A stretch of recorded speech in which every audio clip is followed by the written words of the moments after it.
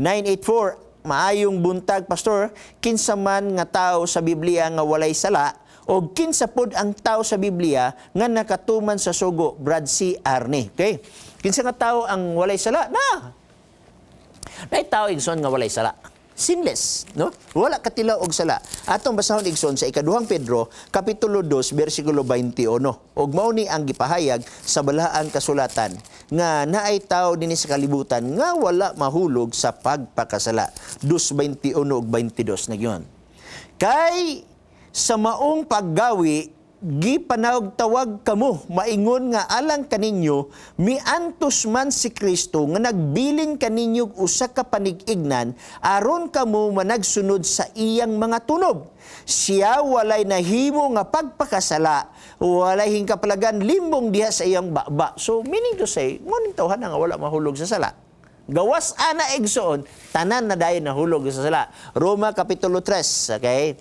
Atong tanawon 3 kapitulo 3 bersikulo sugod ta sa 10, 12 unya lakto dayon sa 23, okay? 10 nagingon.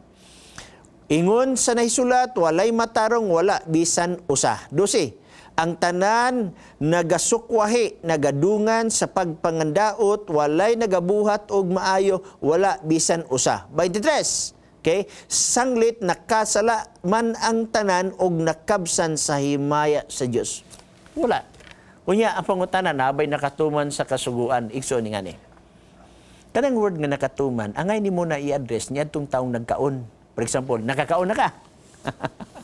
Kung nakakaon na ka, nakakaon naman ka. Kining word nga, nakatuman pa ka. Kung nakatuman na ka, di na ka mutuman. Sumibot pasabot. Kung nakatuman ako, mupatay na ko, mangawat na ko. May painingod, nagatuman ka ba? Meaning to say, continuous, progressive. Ang imo mo kong pangutana, imong ibutang into stop. Gitawag na sa igsuon sa Greek nga concept, pangtelyar.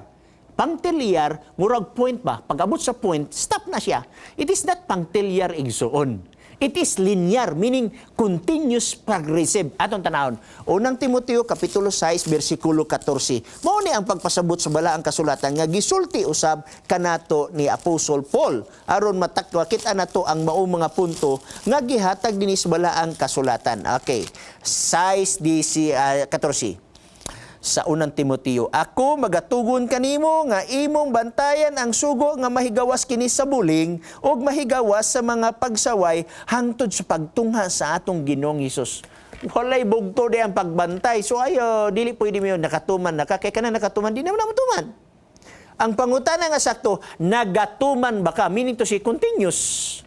Naidaghan din eh. Ingon di bitaw diha Ecclesiastes kapitulo 12 bersikulo 13, ang tanan na dungog na kahadloki ang Dios bantay ang sugo kay mao kini ang tibuok nga katungdanan sa tao. O kano sa muundang ang tao og pagbantay? Muundang ang tao pagbantay kung siya patay na. Roma kapitulo 7 bersikulo 1 nagingon, wala ba kamo mahibalo nga mga igsuon kay ang ginasultihan ko karon mauman ang mga nahibalog unsay kasuguan nga ang kasuguan magabuot sa tao sa panahon lamang nga buhi pakinis siya. Bueno, time naman o nakabsa naman ta sa atong panahon igsuon.